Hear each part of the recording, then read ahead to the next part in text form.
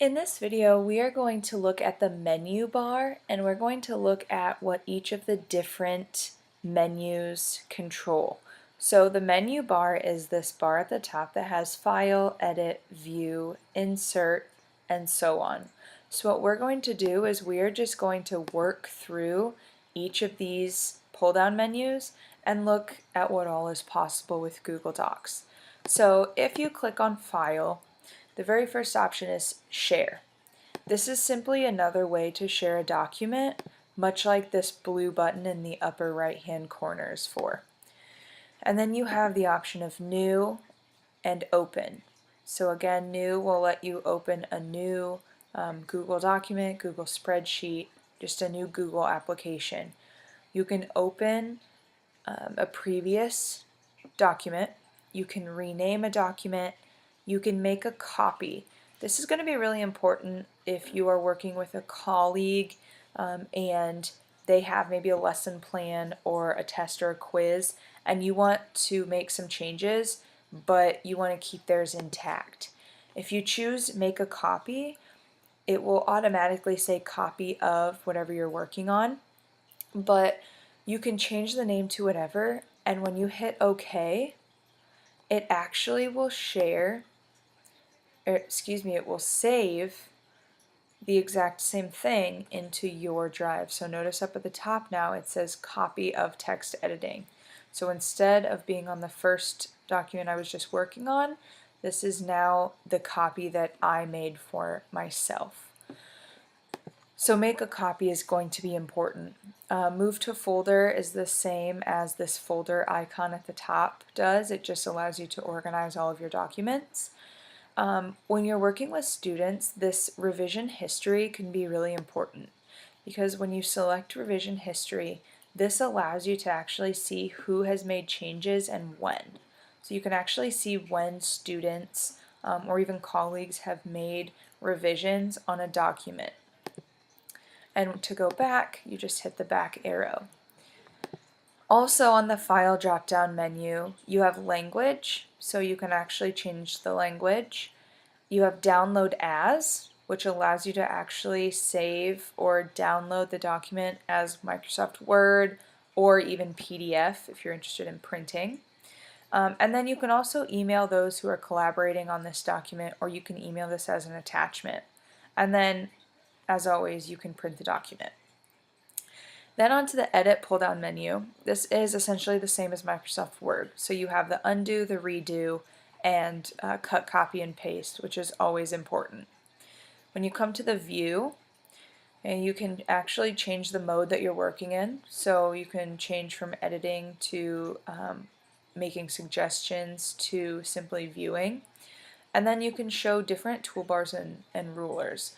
So if you work in math or any course that requires equations, you can actually put equations into Google Docs now, which is new. So you can actually put in an equation, and this equation toolbar allows you to do that. And then you can also go full screen. You can then go to the Insert drop down, and this is where you can actually insert an image. So if you click on Insert Image, it will actually pop up and will allow you to either upload a document from your computer. You can take a snapshot, which will take a picture from your webcam, or you can insert an image via URL. So if you have maybe a link, you can actually copy the link in, or you can even go to search. So if I want a picture of a dog, I can actually search dog. It will pull up any pictures, and you can actually choose, like if I want a white dog, I can actually choose the color, and it will allow me to pick a picture that's based on just that color. So that's another option with inserting an image. Then we can also insert a link, so this allows us to hyperlink. We can insert an equation or a drawing or a table, so we can actually pick the size of the table that we would like to insert.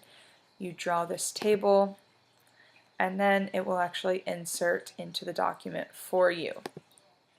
You can then insert footnotes, special characters, so if you teach a course that requires Greek symbols, you can actually insert those special characters into your document. So this allows you to go through, you can pick arrows, you could pick, different kinds of arrows. You come down, you can actually choose if you want currency, maybe musical notes. So there's a lot of different options with inserting these special characters. And then you can also insert page number or header, footer. Again, very similar to Microsoft Word. Then we come to format. Format is actually the same as when we edited the text using the formatting toolbar. It's just in a drop-down menu instead. Another important choice is superscript and subscript. So again, teaching any course that requires superscripts or subscripts, you actually have that option as well. Then we can go to tools. Again, it allows you to spell check, you can do a word count, you can translate the document. So there are a lot of different options. Working with tables again, and then add-ons we'll do in a separate video, because add-ons you could pick and choose any add-ons that you would want. But then you have the help drop-down menu.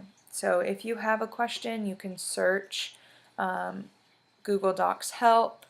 You can look at keyboard shortcuts. So this help is definitely something that you can utilize if needed. So that was looking at the menu bar of Google Docs, just to show you what all of the options are. The best thing to do is probably just look through your Google Doc, kind of play around with all of the different options to see what you have questions on or what you might need more practice with.